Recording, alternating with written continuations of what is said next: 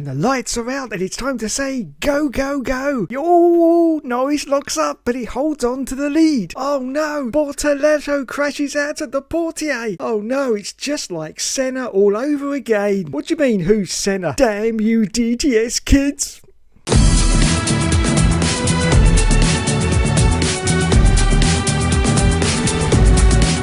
Hello everyone and welcome back to another video. Yes, it's the Monaco Grand Prix has been completed and I only fell asleep for 1 minute. Yes, just one. I was even surprised myself, but yes. So I've got to give it another 5 out of 10. I have to say though, the start of the race, the first quarter of the Grand Prix was really holding my interest. But after that it seemed to slow down, and then by half distance, and after half distance I was starting to lose interest, to be honest. So the two-stop strategy, that worked great, didn't it? No, not really. As Max Verstappen said afterwards, you could have 10 stops in this race. It doesn't make any difference because you can't pass anyone. Well, no truer words were said by Max than that, I have to agree. And yes, he's right. You could have 10 stops. If you can't get past anyone, it makes no difference. So no, the two-stop strategy really didn't work. And then, of course, we had the other problem of drivers working out that going slower can cause dividends. So half of the field were going around at Lance Stroll speed. Yes. Or someone in my comments said, Grandpa Alonso. Oh, ouch, ouch, ouch. But yeah, they are correct. It won't be long. He will be a grandpa. But anyway, yes. So they worked out that going slowly did have advantages because you could hold up lots of cars behind you. Yes. So yeah, things didn't quite work there for the FIA. I'm sure it'll go back to a one stop again next year. I'm sure it will. Or maybe they'll go for a free stop. Or why don't they just do what Bernie suggested all those years ago and have sprinklers on the side of the circuit? Yes, they just chuck water up at any given moment and then they can all spin out into the barriers and we'll have an exciting Monaco Grand Prix. Just like we want, really, doesn't it? No. Anyway, so let's have a look at the race details. So the race got away. Norris locked up into Saint-Devote. Yes, don't forget, be careful at Saint-Devote. You're up against the pack. That's a little F1 game joke there, if anyone remembers. So Norris locked up, but he did hold on to the lead. Then Bortoletto with some quite audacious overtaking manoeuvres, I have to say. I was quite impressed with that, but unfortunately it was to no avail because he ran out of space and ran out of track and actually crashed into the barrier. Very close, of course, to the hard, but very close indeed to where Senna crashed all those years ago. I think it was 1988, if memory serves me right. But yeah, it's pretty similar to where he crashed. That's why I had the joke at the start of the show, yes. He was trying to, of course, pass Kimi Antonelli, who was having a terrible race, absolutely terrible race, has to be said, but Bortoletto crashed out, but he did manage to get going again. The yellow flag did come out, but it was all good, and away they went again, yes.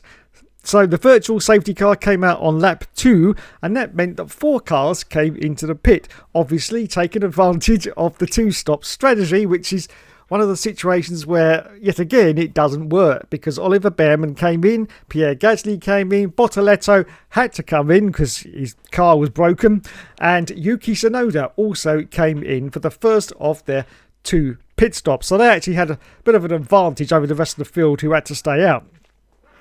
So on lap 4, it was the green flag, and it was time for them to say, go, go, go again. Then on lap 9...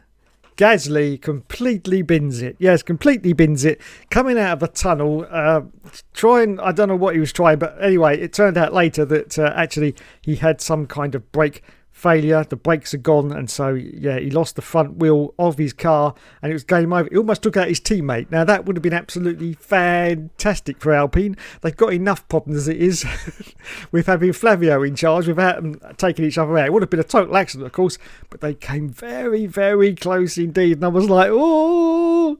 Of course, the number 1 rule is do not take your teammate out. Are you listening, David Twat Coulthard? Now, this is the thing that got me. There was debris on the track. You could see the debris on the track as well. Why the hell wasn't there a safety car? Because in that situation, there should have been.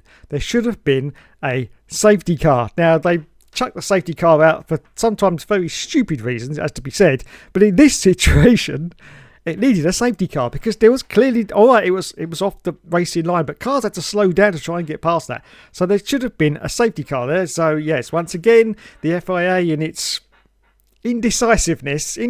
I know it's Monaco. It's very, very difficult to stop the race because of the circuit as it is. There's also, I understand, there was no crane there either, so they couldn't have lifted a car out of the way at that point. But it wasn't a car, it was just a piece of his front wing, so they could have, just put out a safety car. But so I didn't understand that. But anyway, what do you understand about the FIA these days? So on lap 11, it was the green flag, and away you went again. Onto lap 14, and Colapinto came in for the pits. And also on lap 17, Alonso was in, and so was Esti Besti. Now on lap 19, Lewis Hamilton pitted. And also on lap 19, the race leader, which is Lando Norris, he was still in the lead for 19 laps. He came in for a pit stop. Then on lap 20, Azek Hajar came in. Yes, he went in for his last pit stop, of course, because he'd already pitted on lap 2. And he went onto the hard tyre for the rest of the Grand Prix, yes. And on lap 21, Piastri came in for his stop, and unfortunately he was held by, it looks like a sticky rear left, I think it was, rear left. It was one of the 4 tyres anyway. I'm going to say rear left, but obviously I'll probably get corrected, but I'm just going to correct myself and say it was one of the 4 tyres got a bit sticky, so there you go. I'm saved. On lap 22, Charles Leclerc came into the pits. On lap 28, Maxi Boy stopped from first place because, of course, he went into the lead after the pit stop. So he went in for his first stop. And then he did a bizarre strategy as far as I'm concerned. It's a strategy that I have done before in league races on the F1 game. Yes, and that is come in second from last to the end for your final pit stop. Now, don't forget, of course, there was that situation where Michael Schumacher, I do believe it was Silverstone, can't remember the year, my brain's not that perfect, but yes, Michael Schumacher came in on the last lap of the Grand Prix to take his I think it was a stop and go or drive through or something like that anyway, but Michael Schumacher came in on the very, very last lap, and of course, because of the way that the start and finish line is at Silverstone, he actually went to the pits and crossed the line before everyone else did, so he still won the race anyway. So yeah, they've very properly changed the rules on that. So the rules are now that you have to pit 1 lap before. You cannot pit on the very, very last lap anymore, and that was all because of Michael Schumacher. So there you go. So on lap 30, I'm just going to give the race results at lap 30, just about 8 laps shy of half distance. Norris was in the lead at that point. Leclerc was in second. Piastri was in third. Verstappen was in fourth. Hamilton was in fifth. And Fernando Alonso was in sixth position and in a good place for some decent points. Finally for Alonso to get him off the losers at the bottom, because I keep mentioning him every single week about how he hasn't got a point yet. And he was on target. He was on target. Apart from lap 38. When his car broke down. Yes, smoke out the back for Alonso. And it was game over, unfortunately. So, yes, once again, as he says himself, the unluckiest driver at the moment. And he's proving once again that he still is. Yes, so Alonso was out on lap 38 with some kind of problem with the car, smoke out the back, but of course that could be anything, engine or, just anything really, smoke coming from the back of the car. He was out. On lap 44, we got an Oscar Piastri Dirt Rally Super Slide. Yes, that was pretty decent. Just kissed the barrier, very, very tiny kiss, but he just kissed the barrier, but very, very lucky not to bin it completely there. So, yeah, well done to Oscar. Those super fast F1 reactions are just brilliant, they really are. Then on lap 49, Piastri came into the pits. On lap 50, Leclerc then pitted, then Norris pitted, and then the results from lap 50 was that Norris was in first place, second for Leclerc, third for Verstappen, fourth for Piastri, fifth for Hamilton, and sixth for Hajar. Then on lap 52, we had a very contentious issue here. Yes, George of Russell cut the corner to avoid being stuck behind Alexander Albon. And not only that, he admitted he'd rather take a penalty than get stuck behind Alexander Albon. Unfortunately, the result of that is at the end of the race, they slapped another penalty onto George Russell for being a naughty boy. Yes, he was spanked severely for doing that, and I think they've probably just changed the rules by the FIA now, so you can't do that, especially at Monaco anyway. I mean, it was, but I can understand why he did it, but as they said in commentary, that is not abiding by the rules, and it shouldn't be done. But I can understand why he did it, because it's Monaco, and apparently Albon was all over the place a little bit, sort of weaving and ducking and diving, as Murray used to say. But yeah, I can understand why, but I can also understand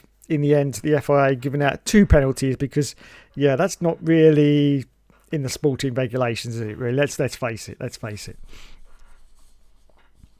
So on lap 55, Carlos Sainz comes into the pit. Russell takes his penalty, which he thought at the time was his only penalty, but no, George. No.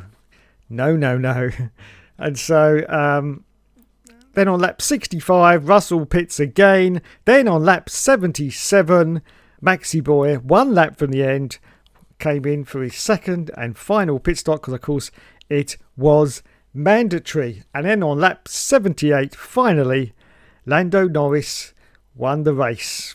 Yes, Mr. Bottle Job, Mr.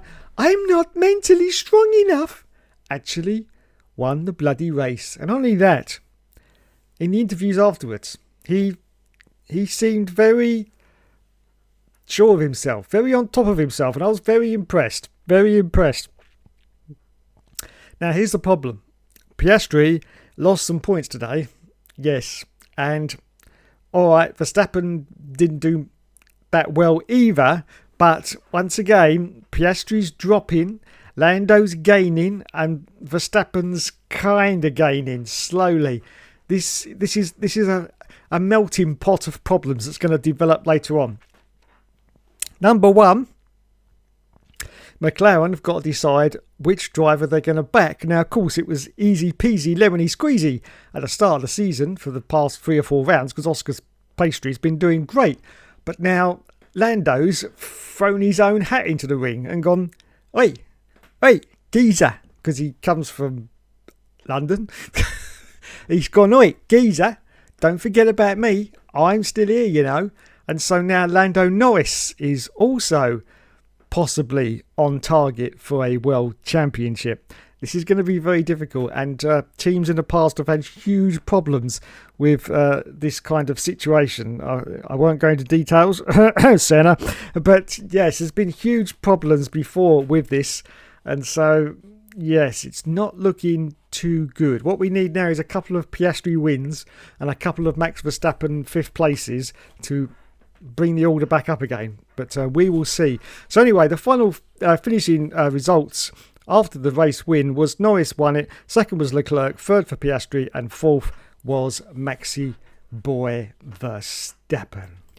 Okay, just before I go to the team results and the drivers' results, this was brought to my attention, and this was not mentioned at all on the Channel 4 highlights coverage, or I didn't see it.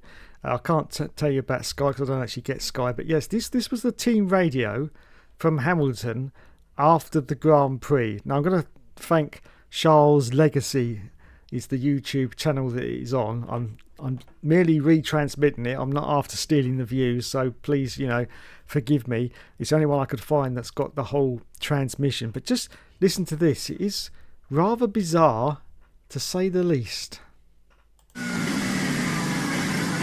It's a P5.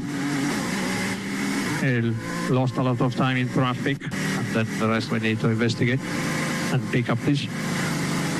Charge button on. That's up result.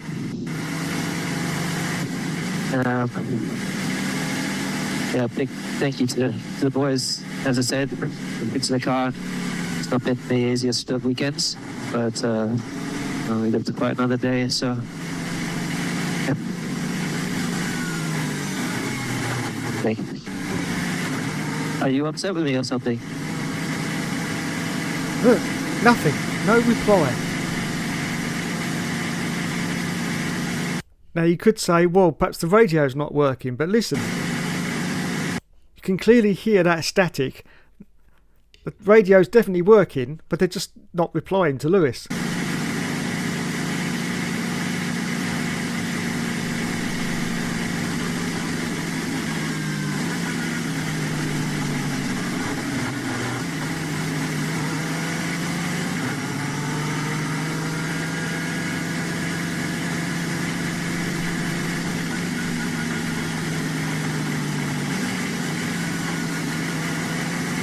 Now, I'm sorry, that is completely unprofessional for a Formula One team of Ferrari's stature, which, you know, their stature is very, very high in Formula One, to actually do that to Lewis Hamilton, completely blank him, is just absolutely bizarre and just shows the deteriorating relationship at Ferrari. And I'll tell you what, if this carries on, I think Lewis is going to leave at the end of the year. I really don't, because it's just going from bad to worse. We've now got the team engineer completely blanking Lewis Hamilton.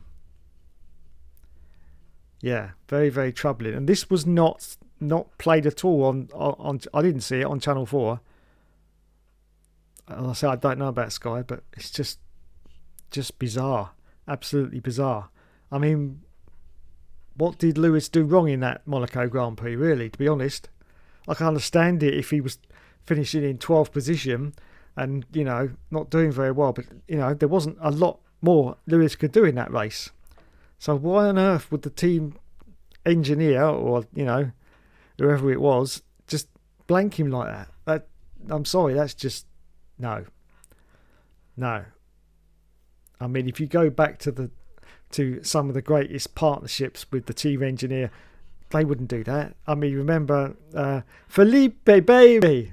Would you see? I can't even remember his name now, but would you see him ever do that?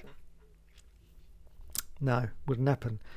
And then of course you had some of them where they really, you know, went overboard with their messages, which is sometimes too much. But at least, you know, too much information is better than not enough. That's what I always say. You know, if you're getting too much info, you can always say, "Oh, all right, calm down, calm." But if you're getting no information, it's even more frustrating because you're like, "Well, what's going on? What is going?" And that's exactly what's happening to Lewis. Just blanked, and yeah, that's bizarre. And as I say, if that continues like that, I can see Lewis packing it in at the end of this season. It's just weird. I mean, I can't remember the contract. Did he sign for 3 years at Ferrari? I think he did. But all contracts can be broken. Of course, that is not sealed in stone. So, yeah. I mean, Ferrari's also got an option to sack him as well if they feel that, you know, things aren't working out. And, you know, I just said it last year, even before this season started. I said that I didn't think Lewis was going to be a good fit at Ferrari, to be honest. He just... The temperament from Lewis is just not. It's just not one that suits Ferrari, to be honest. I mean, Lewis likes to be, to put it in words, mollycoddle, doesn't he? And you know, he likes to feel safe and secure, and he likes to know that he's doing a good job. And when that happens, you get the best out of Lewis Hamilton. But in this situation, when Ferrari are just completely blanking him off, that's just not good. Just not good at all. Anyway, I just thought I'd add that on because I noticed it when someone brought it to my attention, and that happened after the Monaco Grand Prix. So, of course, we end with everyone's favourite part, as my chair's just fallen backwards. Anyone remembers those days back on F104? Right, here we go then. So, currently still leading the championship, it's Oscar's Pastry with 161 points. But very, very close to him now in second place is Lando Norris with 158 points. You've got to say, he was absolutely flawless during that race. Absolutely flawless. There's nothing else you can say. So well done to Lando Norris. Maxi Boy Verstappen's in third place with 136. As I say, those points are starting to creep up. And you can't afford to do that with Max Verstappen. You really can't. Jordan Russell on 99 points, of course, because he didn't score any points because they just gave him 14 million penalties. And then Charles Leclerc's in 5th place with 79 points. Lewis Hamilton's in 6th position with 63. So he's starting to sort of catch up to Charles Leclerc. He was quite a bit behind, but now he's not too far behind, which is great to see. Kimi Antonelli in the Mercedes is currently in 7th place with 48 points. Alexander Albon in 8th position with 42 points. Esti Besti in 9th place with 20 points. Isaac Hajar in 10th position with 15 points. Lance Stroll in 11th with 14 points. And then we've got Carlos Sainz in 12th position with 12 points. Yuki Tsunoda in 13th with 10 points. Pierre Gasly has got 7 points. In 15th, Nico's got 6 points. 16th, Oliver Behrman's also got 6 points. And Liam Lawson, finally, in 17th position, is not in the loser part of this results page. He's finally there. He's got some points. 4 points, in fact, for the Racing Bull. So well done to Liam Lawson. Unfortunately, not well done to Fernando Alonso, who is still nil point on the board. Jack Doohan, of course, is no longer racing. He's the reserve driver, so no points for him. Franco Colapinto, still no points for him. And Gabriel Bortoleto, still no points for him either. So that is the current championship standings as we go into the next round. It's only a 1 week away again. I think it's Spain, yes, a Spanish Grand Prix. We will see what happens there. So anyway, let me know what you thought about the Monaco Grand Prix. I know someone who's very happy about it. Very happy. Me personally, I don't get it. I just don't get it.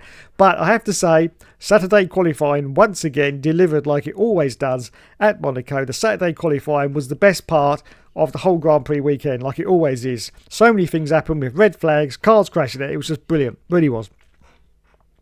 The race, though, not too good. In fact, the F2 race was even better. They had a big crash in the F2 race, because I did see that on YouTube, and that was even better, I have to say.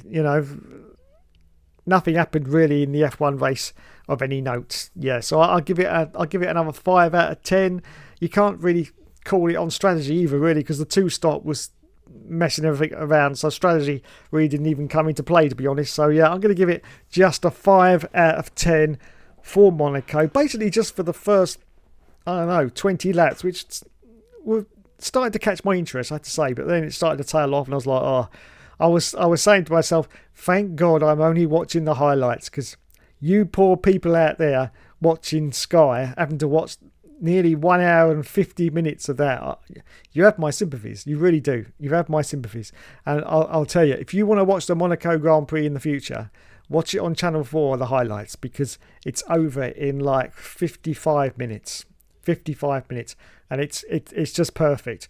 If you want to watch your other ones live on Sky, that's fine. I haven't got a problem with that. But watch Monaco highlights, because it really isn't worth watching the whole thing, because boredom must really set in. I mean, boredom started to set in for me around about half distance, because nothing else was happening. But that's just Monaco. That's just Monaco. The Principality, yes. So anyway, well done to everyone involved, and thanks so much for watching, everyone. You have been awesome as always. And I'll catch you in the next video. I'll be flitting in and out this week, because obviously it is F1 25 release week on Friday. Oh God. So join me for that. I should be around for a live stream on Friday. So that'll be great, won't it? I can't wait. And if you want the comprehensive, no bullshit, live reaction to the game, which will only be on the official release date of the game, not the pre-release date, which I think is on Tuesday. Yeah, I'm not bothering with that. I'm not spending 86 UK pounds on a video game. I don't care what my channel name is. I'm not doing it. So the official release date of the game, which I think is Friday the 30th, is it? Friday the 30th? I think I will be here for the live stream, so join me there. Anyway, I've been waffling way too long. Thanks so much for watching, everyone. You've been awesome as always. Let me know in the comments what you thought of the Monaco Grand Prix. Do you think that it was absolutely brilliant and I'm an absolute plum? Well, let me know in the comments, because lots of people do. And I love you all. Thank you all, everyone, and I'll catch you in the next video.